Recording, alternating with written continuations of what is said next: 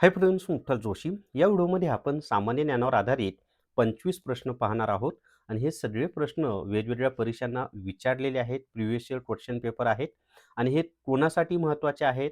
तर जिल्हा न्यायालयामध्ये लिपिक आणि शिपाई पदाची भरती येणार आहे त्यासाठी महत्त्वाचे आहेत. चौकीदार पदाची परीक्षा होणार आहे त्यासाठी महत्त्वाचे आहे. आदिवासी विभागामधील चौकीदार. त्यानंतर कामगार विभागामध्ये निरीक्षक आहे, इतरही पदं आहेत. तलाठी, नगर परिषद, अंगणवाडी पर्यवेक्षिका या सगळ्या परीक्षांसाठी हे प्रश्न महत्त्वाचे आहेत. तर व्हिडिओ शेवटपर्यंत पहा. या व्हिडिओला सर्वांनी लाईक करा, शेअर करा आणि विठ्ठल जोशी जे आपलं यूट्यूब चॅनल आहे ते सबस्क्राईब करा. आणि जर तुम्हाला म्हणजे जिल्हा न्यायालय भरतीसाठी काय म्हणत आहे मी, जर तुम्हाला जिल्हा न्यायालय भरतीसाठी रेकॉर्डेड व्हिडिओ कोर्स घ्यायचा असेल तर प्ले स्टोअरवरून विठ्ठल जोशी ॲप डाउनलोड करा आणि जिल्हा न्यायालय रेकॉर्डेड व्हिडिओ कोर्स विकत घ्या. फक्त 500+ GSTमध्ये हा कोर्स उपलब्ध आहे आणि लिपिक व शिपाईचा संपूर्ण अभ्यासक्रम तुमचा यामधनं कव्हर होणार आहे. आणि परीक्षेला जसे प्रश्न येतात ते सगळे यामध्ये व्यवस्थित शिकवलेलं आहे. फी फक्त 500+ GST आहे. चला तर मग आता पहिला प्रश्न आपण पाहूयात. तर पहिला प्रश्न आहे पहा या ठिकाणी, खालीलपैकी काय प्रश्न आहे आपल्याला? खालीलपैकी कोणत्या कायद्याने भारतात सर्वप्रथम द्विदल राज्य पद्धती प्रांतिक पातळीवर लागू करण्यात आली? आता द्विदल राज्य पद्धती म्हणजे काय माहिती आहे का? की दोन म्हणजे म्हणजे काय? दोन. तर या ठिकाणी पहा की प्रांताच्या स्तरावर म्हणजे प्रांतिक पातळीवर दिलेलं आहे की नाही, तर प्रांतिक पातळीवर द्विदल राज्य पद्धती ही मॉन्टेग्यू चेम्सफोर्ड सुधारणा कायदा 1919 यानुसार लागू करण्यात आलेली आहे. आता मुळामध्ये द्विदल राज्य पद्धती म्हणजे काय माहिती आहे का? तर याच्यामध्ये जे काही विषय होते, त्या विषयांची विभागणी महत्त्वाचे विषय आणि कमी महत्त्वाचे विषय अशी करण्यात आलेली होती. आणि महत्त्वाचे विषय हे ब्रिटिशांच्या ताब्यामध्ये होते आणि कमी महत्त्वाचे विषय हे भारतीय जे सदस्य होते निवडून आलेले त्यांच्याकडे होते. तर त्यालाच आपण द्विदल राज्य पद्धती असं म्हणतो. आणि मुस्लिमांना सर्वप्रथम जे आरक्षण देण्यात आलेलं आहे ते मोर्ले मिंटो सुधारणा कायदा 1909 नुसार मुस्लिमांना सर्वप्रथम आरक्षण देण्यात आलेलं आहे. आणि 1919चा जो कायदा आहे त्यानुसार शीखांना आरक्षण देण्यात आलेलं आहे. आणि याच्यामध्ये मॉन्टेग्यू हा भारत मंत्री होता आणि चेम्सफोर्ड हा भारताचा व्हाईसरॉय होता. ते सुद्धा माहिती असू द्या, त्यावर सुद्धा प्रश्न परीक्षेमध्ये येतात. आणि हा मॉन्टेग्यू चेम्सफोर्ड सुधारणा कायदा कोणत्या वर्षीचा आहे? तर 1919चा आहे. चला त्याच्या पुढचा प्रश्न पाहूयात आपण आता नेक्स्ट. दुसरा प्रश्न आता तुम्हाला स्क्रीनवर दिसेल. 1च मिनिट हां. तर दुसरा प्रश्न आहे पहा. काय प्रश्न आहे ते पहा. सुरुवातीचे 5 प्रश्न इतिहासावरच आधारित असणार आहेत. तर प्रश्न असा आहे, की विजयनगर साम्राज्याचा प्रसिद्ध राजा कृष्णदेवराय याच्या संदर्भात खालील विधानांचा विचार करा. आता हे मध्ययुगीन भारताच्या इतिहासावर आधारित आहे. विजयनगरचं जे साम्राज्य आहे त्याच्यावरचा प्रश्न आहे. तर पहिलं विधान आहे, त्याने तेलुगू भाषेत अमुक्त माल्याद हा ग्रंथ लिहिला. ॲक्चुअली तो अमुक्त माल्यदा असा आहे. दुसरा आहे, त्याच्या दरबारात अष्टदिग्गज नावाचे 8 प्रसिद्ध कवी होते. आता याच्यामध्ये पहिलं विधान बरोबर आहे, की विजयनगरचा जो म्हणजे राजा होता कृष्णदेवराय यांनी अमुक्त माल्यदा हा ग्रंथ लिहिला. त्याच्यानंतर त्यांच्या दरबारामध्ये अष्टदिग्गज नावाचे 8 प्रसिद्ध कवी होते. हे सुद्धा बरोबर आहे. म्हणजे दोन्ही विधानं बरोबर आहे. सी हे त्याचं उत्तर आहे. 1 व 2 दोन्ही बरोबर आहेत, असं त्याचं उत्तर आहे. चला त्याच्या पुढे आता तिसरा प्रश्न आपण पाहूयात. तिसरा प्रश्न आहे पहा. 1857च्या उठावाच्या दरम्यान फैजाबाद येथून बंडाचे नेतृत्व कोणी केले होते, ज्यांना पकडण्यासाठी इंग्रजांनी 50,000 रुपयांचे बक्षीस ठेवलेले होते? आता हे जे आहे ना, याचं जे उत्तर आहे, की 1857च्या उठावाच्या दरम्यान फैजाबाद हे उत्तर प्रदेशमध्ये आहे बरं. आत्ताचा आपला अयोध्या आहे की नाही, त्या अयोध्याचा जिल्हाच आहे हा. तर त्या फैजाबाद येथून बंडाचं नेतृत्व कोणी केलं? तर मौलवी अहमदुल्ला शहा यांनी केलेलं आहे. हे त्याचं उत्तर आहे. मौलवी अहमदुल्ला शहा हे त्याचं उत्तर आहे. चला त्याच्यापुढे चौथा प्रश्न पाहूयात आपण आता. चौथा प्रश्न आहे पहा. स्वदेशी चळवळीदरम्यान स्थापन झालेल्या बनराल केमिकल स्वदेशी स्टोअर्सची स्थापना खालीलपैकी कोणी केलेली?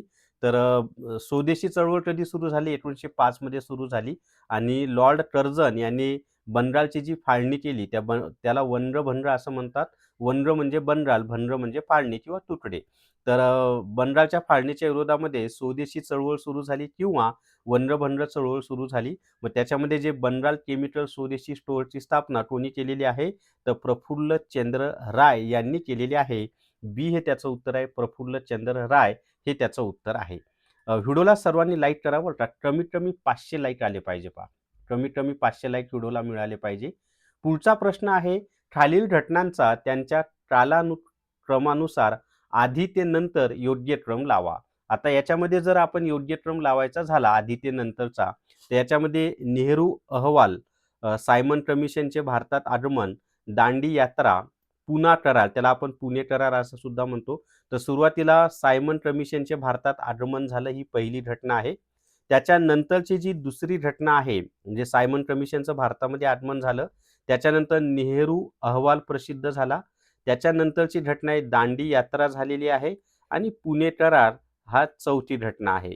मग आता 1, 2, 3, 4 सॉरी म्हणजे हे सुरुवातीला 2 नंबरची घटना झाली, तर 2 येईल सुरुवातीला.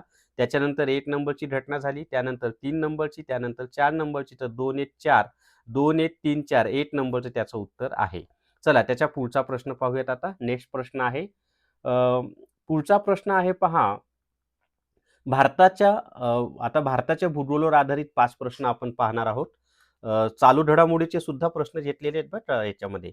भारताच्या भूगोलाच्या संदर्भात कारवा किंवा कारेवास ही जी सुपीक मातीची रचना किंवा सुपीक माती आहे, ती खालीलपैकी कोणत्या भागात प्रामुख्याने आढळते आणि ती कोणत्या पिकासाठी प्रसिद्ध आहे? तर ही जी माती आहे ना, ही प्रामुख्याने काश्मीर खोऱ्यामध्ये आढळते आणि ती केशरसाठी प्रसिद्ध आहे. पहा केशर खूप महाग असतं ओरिजिनल केशर.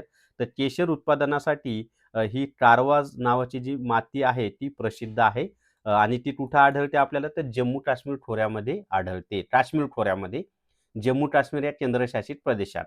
खालीलपैकी कोणत्या नद्यांचा समूह हा अरबी समुद्राला मिळणाऱ्या नद्यांचा आहे? आता ज्या पश्चिम वाहिनी नद्या आहेत ना, त्या सगळ्यात काय होतात, अरबी समुद्राला जाऊन मिळतात पहा.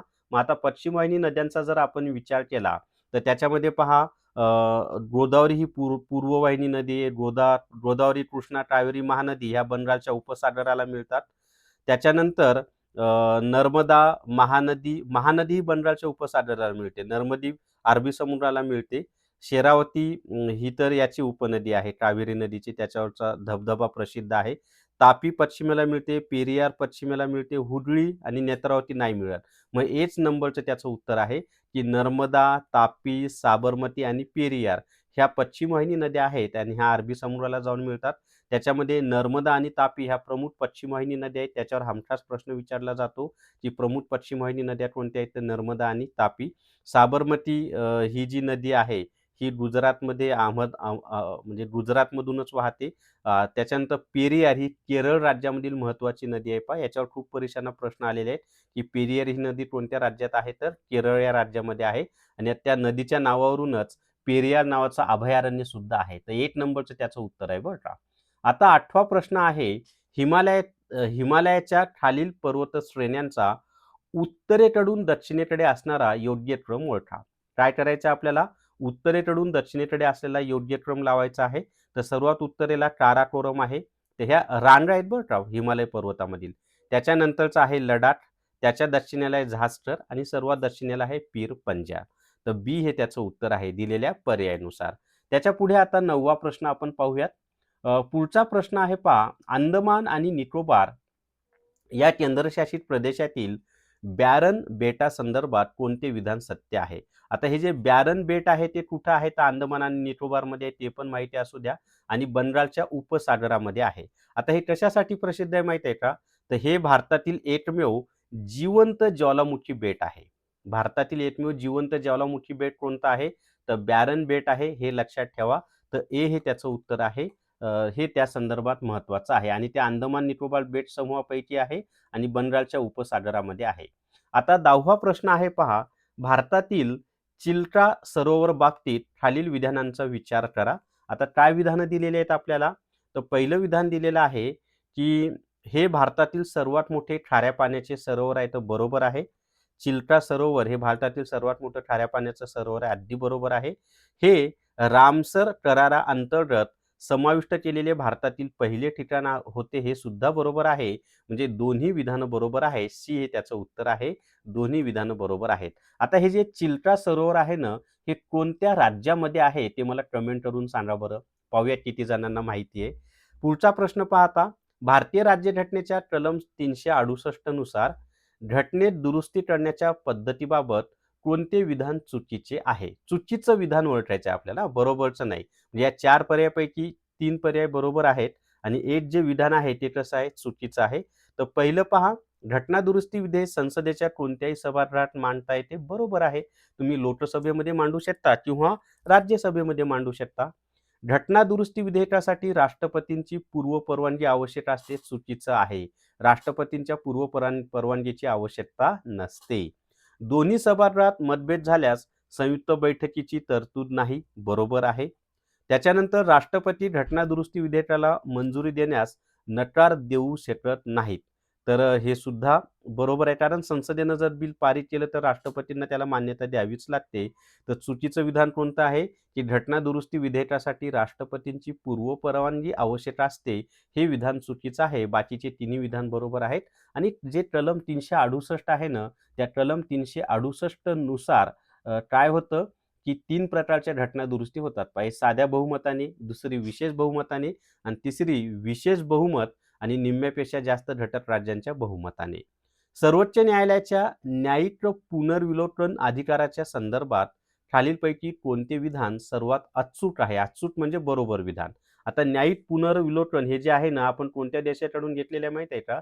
तर अमेरिका या देशाकडून घेतलेलं आहे. मग त्याच्यामध्ये सर्वोच्च न्यायालय स्वतःच्या आधीच्या निर्णयांचा पुनर्विचार करू शकते. आता न्यायिक पुनर्विलोकन तर सर्वोच्च न्यायालय स्वतःच्या आधीच्या निर्णयांचा पुनर्विचार करू शकते. पुढे पहा, संसद आणि राज्य विधिमंडळाने केलेले कायदे राज्यघटनेची सुसंगत आहेत की नाही हे तपासण्याचा अधिकार. 20 त्याचं उत्तर आहे. यालाच आपण न्यायिक पुनर्विलोकन असं म्हणतो, की संसद किंवा राज्ये विधिमंडळाने केलेले कायदे राज्यघटनेची सुसंगत आहेत की नाही हे तपासण्याचा अधिकार हा सर्वोच्च न्यायालयाला आहे. तर त्यालाच आपण न्यायिक पुनर्विलोकन किंवा ज्युडिशियल रिव्ह्यू असं म्हणतो. तर बी हे त्याचं उत्तर आहे. अजूनही आपल्याला 13 प्रश्न पाहायचे आहेत मित्रांनो. पण जर तुम्हाला आदिवासी विभागामधील चौकीदार पदासाठी रेकॉर्डेड हुडो कोर्स विकत घ्यायचा असेल तर प्ले स्टोअरवरून विठ्ठल जोशी ॲप डाउनलोड करा आणि चौकीदार रेकॉर्डेड हुडो कोर्स विकत घ्या. फक्त 500+ GST मध्ये हा कोर्स उपलब्ध आहे आणि आदिवासी विभागातील चौकीदार पदाचा संपूर्ण सिलेबस म्हणजे सामान्य ज्ञान, बौद्धिक चाचणी, मराठी व्याकरण, इंग्लिश ग्रामर हा संपूर्ण अभ्यासक्रम यामधनं तुमचा कव्हर होणार आहे आणि परीक्षेत जसे प्रश्न विचारले जाणार आहेत तसं सगळं यामध्ये छानपैकी शिकवलेलं आहे. चला त्याच्या पुढचा प्रश्न पाहूयात आपण आता. नेक्स्ट प्रश्न आहे पहा, 13 नंबरचा प्रश्न आपण आता पाहणार आहोत. आणि पुढचा प्रश्न आहे, अल्पसंख्याकांच्या हितसंबंधाचे संरक्षण आणि त्यांना त्यांच्या पसंतीच्या शैक्षणिक संस्था स्थापन करण्याचा अधिकार राज्यघटनेच्या कोणत्या कलमाअंतर्गत देण्यात आलेला आहे? तर याचं उत्तर आहे पहा, कलम 29 आणि कलम 30. कलम 29 आणि कलम 30 मध्ये याची तरतूद केलेली आहे. सी हे त्याचं उत्तर आहे. अल्पसंख्याकांच्या शाळा वगैरे असतात की नाही आपल्यात. चला त्याच्या पुढचा प्रश्न आहे आता. 14 नंबरचा प्रश्न पहा आता. राष्ट्रीय आणीबाणी लागू असताना खालीलपैकी कोणते मूलभूत हक्क कोणत्याही परिस्थितीत निलंबित करता येत नाहीत? आता राष्ट्रीय आणीबाणी लागू करण्याचा अधिकार हा कलम 352 मध्ये तरतूद आहे. तर त्याच्यामध्ये 2 हक्क असे आहेत की जे निलंबित करता येत नाहीत. एक आहे कलम 20 आणि दुसरा आहे कलम 21. जीवित व स्वातंत्र्याचा अधिकार तर कलम 19 आहे. जीवित स्वातंत्र्य म्हणजे आपल्या जीविताचं रक्षण करण्याचा अधिकाराशी संबंधित आहेत पहा. तर सी हे त्याचं उत्तर आहे. म्हणजे जरी राष्ट्रीय आणीबाणी लागू झाली तर इतर जे मूलभूत हक्क आहेत ते रद्द करता येतात. पण कलम 20 आणि कलम 21 मध्ये असणारे जे मूलभूत हक्क आहेत ना ते रद्द करता येत नाहीत. चला त्याच्या पुढे आता 15 नंबरचा प्रश्न आहे. अ, सरकारी आयोग काय म्हटलेलं आहे? सरकारी आयोग आणि पुंछी आयोग हे खालीलपैकी कोणत्या विषयाशी संबंधित होते? सरकारी आयोग आणि पुंछी आयोग हे कशाशी संबंधित होते माहिती आहे का? तर केंद्र राज्य संबंध याच्याशी ते संबंधित होते. ए हे त्याचं उत्तर आहे. कशाशी संबंधित होते? केंद्र राज्य संबंध याच्याशी ते संबंधित होते. चला त्याच्या पुढे आता 16 नंबरचा प्रश्न आहे. ऑलिम्पिक इतिहासात वैयक्तिक सुवर्णपदक जिंकणारा पहिला भारतीय खेळाडू अभिनव बिंद्रा आहे. तर ऑलिम्पिकमध्ये सलग 2 पदके वैयक्तिक जिंकणारी पहिली भारतीय महिला खेळाडू कोण आहे? तर याचं जे उत्तर आहे ना ते आहे पहा पी.व्ही. सिंधू हे त्याचं उत्तर आहे. आता याच्यामध्ये ऑलिम्पिकमध्ये वैयक्तिक स्वरूपात पदक जिंकणारा पहिला व्यक्ती ठाशाबा जाधव. परंतु इथं काय दिलंय आपल्याला, सुवर्ण पदक जिंकणारा. ठाशाबा जाधव यांनी गोल्ड मेडल जिंकलं नव्हतं, परंतु वैयक्तिक पहिलं पदक जिंकणारा ऑलिम्पिकमधला पहिला भारतीय ठाशाबा जाधव, जे की कुस्ती खेळायचे. आणि सुवर्णपदक जिंकणारा पहिला भारतीय वैयक्तिक सुवर्णपदक तो अभिनव बिंद्रा, जो की नेमबाजीशी संबंधित आहे. आणि सायना नेहवाल ही बॅडमिंटन या खेळाशी संबंधित आहे. त्याच्या पुढे पहा, पीहू सिंधू ही सुद्धा बॅडमिंटन खेळाशी संबंधित आहे. बुद्धिबळ या खेळात वापरल्या जाणाऱ्या फाईड या जागतिक संघटनेचे मुख्यालय खालीलपैकी कोणत्या देशात आहे? आता याच्यामध्ये फाईड ही जी संघटना आहे ना, या संघटनेचं जे मुख्यालय आहे ना, ते पहा स्वित्झर्लंड या देशामध्ये आहे. कुठं आहे? स्वित्झर्लंड या देशामध्ये आहे. स्वित्झर्लंड हा जो देश आहे ना, हा कुठं आहे? तर हा देश युरोप खंडामध्ये येतो, ते पण माहिती असू द्या तुम्हाला. अजून एक तुम्हाला सांगायचं आहे की बुद्धिबळ या खेळासंदर्भात जागतिक संघटना कोणती आहे? तर फाईड आहे, हे सुद्धा लक्षात ठेवा. आणि फुटबॉलच्या संदर्भात फिफा आहे. फिफा वर्ल्ड कप म्हणतो की नाही आपण, तर फिफा आणि फाईड दोन्ही मधला फरक समजून घ्या, कन्फ्यूज होऊ नका. चला, त्याच्या पुढे आता 18 नंबरचा प्रश्न आपण पाहणार आहोत. आणि शेवटचे 5 प्रश्न 21 ते 25 हे चालू घडामोडीवर आधारित आहेत बरं का, त्यामुळे व्हिडिओ शेवटपर्यंत पहा. डेव्हिस ट्रप ही प्रसिद्ध स्पर्धा कोणत्या खेळाशी संबंधित आहे? तर डेव्हिस ट्रप ही जी स्पर्धा आहे ना, ही लॉन टेनिस याच्याशी संबंधित आहे. सी हे त्याचं उत्तर आहे, लॉन टेनिस, किंवा नुसतं आपण त्याला टेनिस असं सुद्धा म्हणू शकतो. त्याच्यानंतर क्रिकेटच्या इतिहासात कसोटी सामन्याच्या एकाच डावात 10 बळी घेणारा पहिला गोलंदाज जिम लेटर हा इंग्लंड देशाचा होता. तर असा पराक्रम करणारा पहिला भारतीय गोलंदाज कोण होता? म्हणजे प्रश्न पहा, मी आधीच सांगितलं प्रश्न फिरून फिरून विचारलेले आहेत. तर त्याचं उत्तर आहे अनिल कुंबळे. हा स्पिनर होता आपला अनिल कुंबळे. कर्नाटक राज्याचा आहे, पण भारताकडून खेळायचा तो. तर दोन्ही तुमच्या लक्षात आलेलं आहे की जागतिक स्तरावरचा विचार केला तर म्हणजे क्रिकेटच्या इतिहासात कसोटी सामन्याच्या एकाच डावात, कसोटी सामन्यात 2 डाव होतात, तुम्हाला सर्वांना माहिती आहे. तर एकाच डावात सर्व 10 बळी घेणारा पहिला गोलंदाज हा जिम लेटर आहे, जो की इंग्लंडचा होता. आणि असा पराक्रम करणारा पहिला भारतीय गोलंदाज कोण आहे? तर अनिल कुंबळे आहे. चला, त्याच्या पुढे आता 20वा प्रश्न पाहूयात. आशियाई खेळांच्या संदर्भात खालीलपैकी कोणते विधान सत्य आहे? आशियाई खेळांच्या संदर्भात खालीलपैकी कोणते विधान सत्य आहे, असा तो प्रश्न आहे. आता त्याच्यामध्ये पहा, पहिला आहे पहिले आशियाई खेळांचे आयोजन 1951 मध्ये नवी दिल्ली येथे करण्यात आले होते. अगदी बरोबर आहे, नवी दिल्लीला करण्यात आलं होतं सुरुवात 1951 मध्ये. आशियाई खेळ दर 5 वर्षांनी आयोजित केले जातात, हे चुकीचं आहे. पाकिस्तानने आतापर्यंत सर्वाधिक वेळा या खेळाचे आयोजन केले आहे, हे सुद्धा चुकीचं आहे. त्याच्यानंतर पुढे पहा आता, पुढे काय दिलंय, या खेळाचे प्रतीक धावणारा सिंह हे आहे, हे सुद्धा चुकीचं आहे. तर फक्त पहिलं विधान बरोबर आहे, ए हे त्याचं उत्तर आहे. आता 21 नंबरचा प्रश्न आपण पाहणार आहोत.